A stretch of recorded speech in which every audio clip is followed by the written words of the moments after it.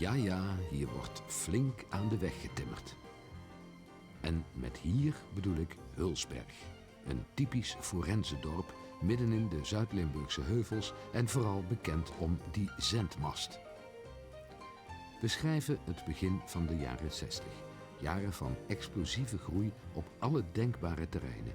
Jaren ook waarin de meeste inwoners hun brood buiten de eigen woonplaats verdienden. Bijvoorbeeld in de mijnen, in allerhande bedrijven of op kantoor. En dat is eigenlijk nog altijd zo. Zij het dat de mijnen plaats hebben gemaakt voor andere industrietakken.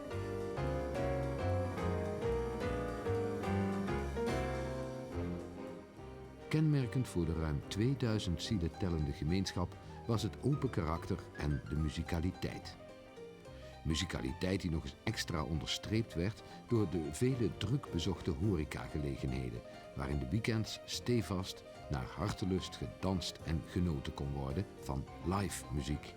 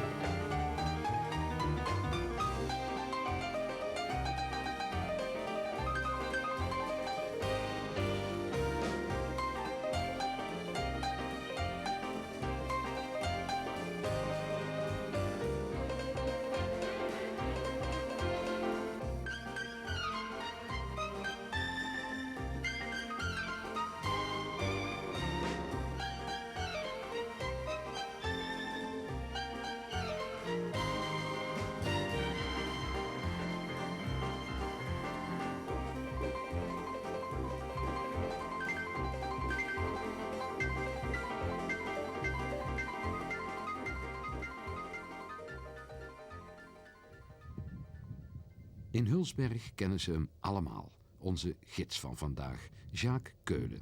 Slager, verenigingsman tot op het bot, schrijver van Bute, amateurfilmer en, ik overdrijf helemaal niet, wereldberoemd, omdat hij deel uitmaakt van het gezelschap dat Rembrandts nachtwacht tot leven wekt.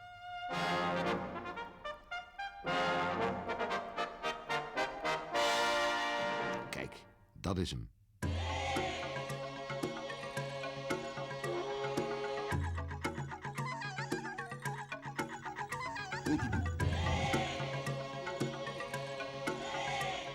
We stond hier voor het klooster van de zusters Oblaten van de Assumptie en Missieorde, die in de 60er, 50er jaren, 60er jaren, 70er jaren zelfs nog bruiste van activiteiten op alle gebieden, op het missiegebied, op bidden en werken. Ieder had zijn taak, ieder had zijn functie.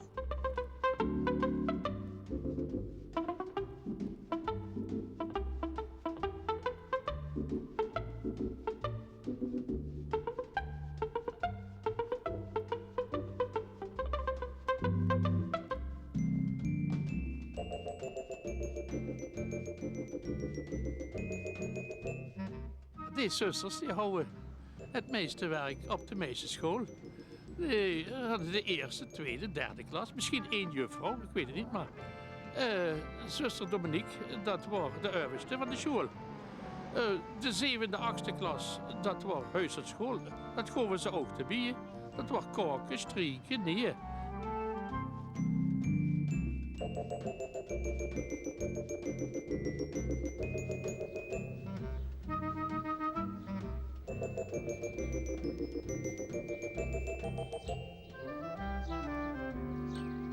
We stonden hier voor de gemengde school nu, van jongens en meisjes uiteraard.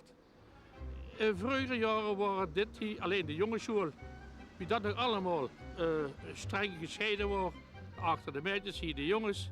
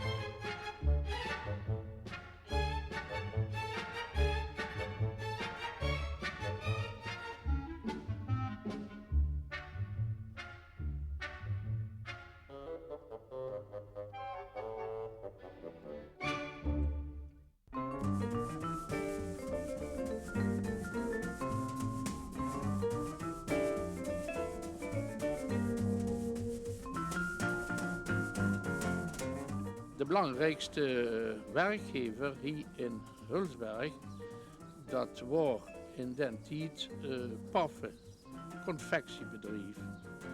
Die had in dat tijd zo'n 85 personeelsleden, wat er constante dienst hadden uiteraard.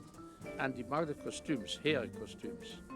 Dat heeft geduurd van de laatste jaren 50 tot 1964. Daarna dat bedrijf is gefuseerd met Eén van Nut. En daar hebben ze het bedrijf verder gezet met 220 personeelsleden.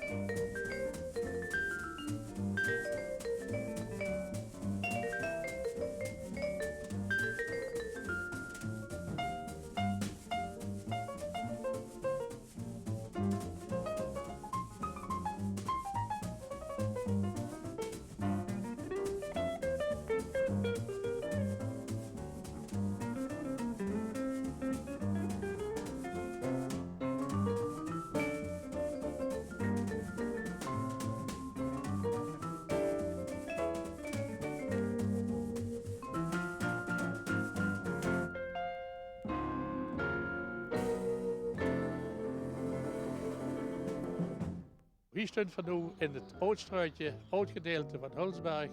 Hier speelde zich vroeger alles af op het gebied van de middenstand. Hier had eigenlijk alles gelegen, hier was alles te koop, hier was alles te krijgen. Schilder, kruideniers, 2. Een bakker, 2 elektriciteitszaken en een slechterie.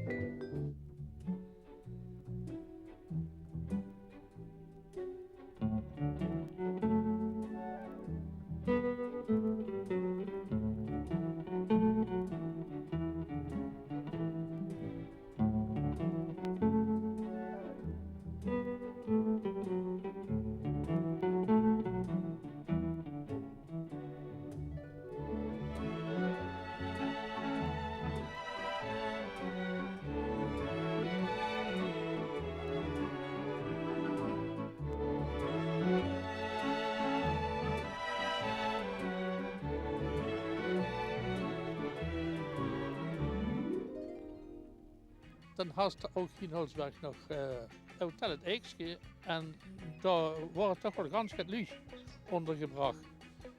Het is tegenwoordig is het een Chinees restaurant geworden, maar vroeger was het een heel prettige, leuke accommodatie voor toerisme, maar ook voor de bewoners van Hulsberg.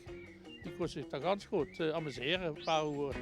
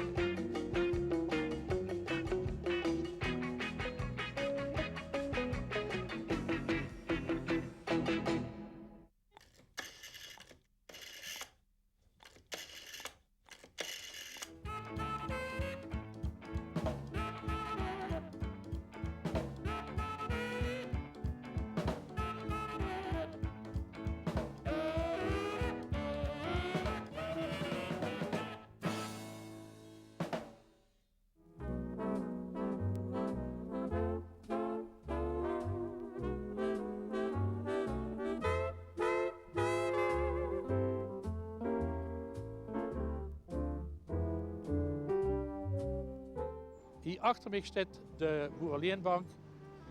De laatste jaren 60 is die geopend door in dat tijd burgemeester Kenge.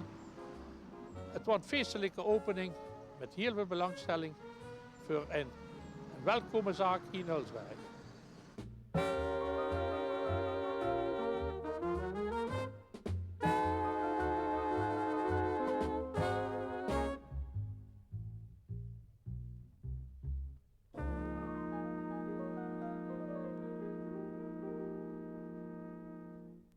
En hier stond we op de accommodatie van SV Hulsberg. En het is een vereniging van, ook een groot bloeiende vereniging met een 120-tal leden plus minus, die gefuseerd hebben in 1969 met Aalbeker Boys.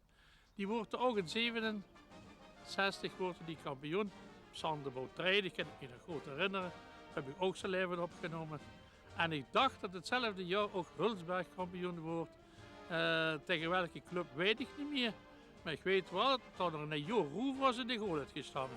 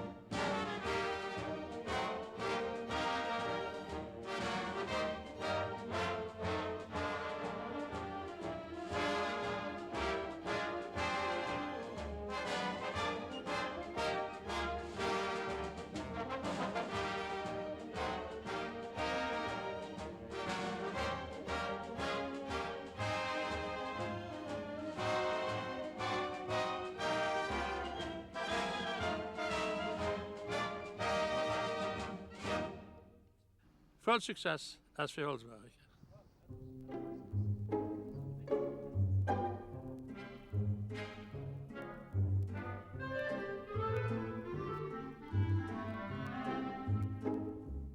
Die stond voor het doevenlokaal van de Doevenvereniging Hulsberg. Lokaal van Matt Habes, al jarenlang. Opgericht in 1911. In de gloriejaren houden die toch hier wel een 50-tal leden.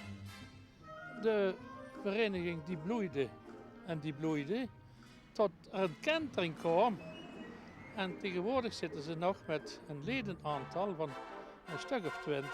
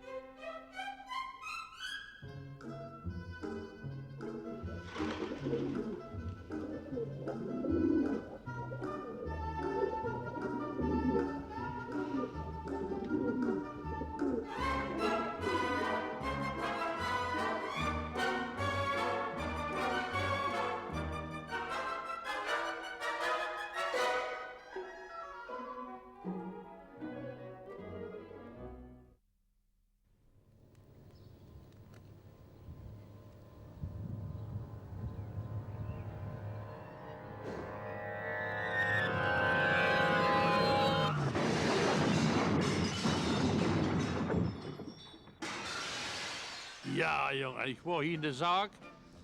Ik kijk naar buiten en een slag. Nou, dat heb je nog nooit gehuurd. Dan kom ik in een wagen van de Campina. En dat tijd, ja, dat is geweest in 1967, dacht ik. En die houden ook zien wel geen tijd. Dat vlucht hier door dat bocht heen.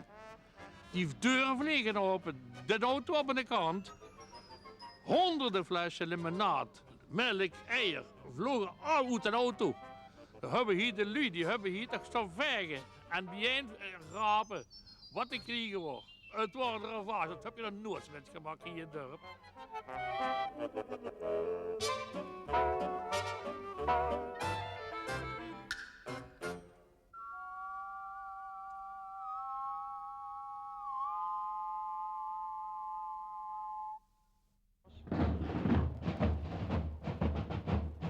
In 1957 is op initiatief van diverse oud-Hulsbergenaren hier een jeugddrumband opgericht. Jongskes van 7, 8, 9 jaar, die met z'n houten gewerken dan rondlepen door het dorp. Het was geweldig. Het is een groot succes geworden.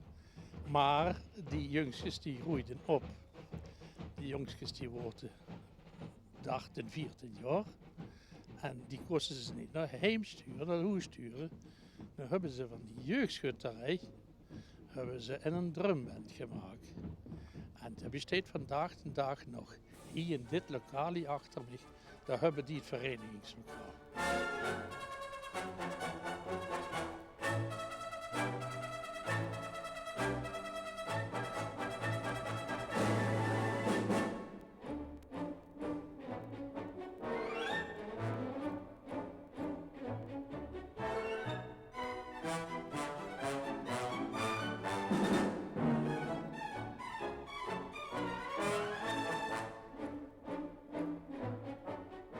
Dit is ook tevens het verenigingsgebouw van de koninklijke fanfares in Sicilië. Ook al sinds de dag van 1960 zitten die hier gevestigd. Met ook alle tevredenheid.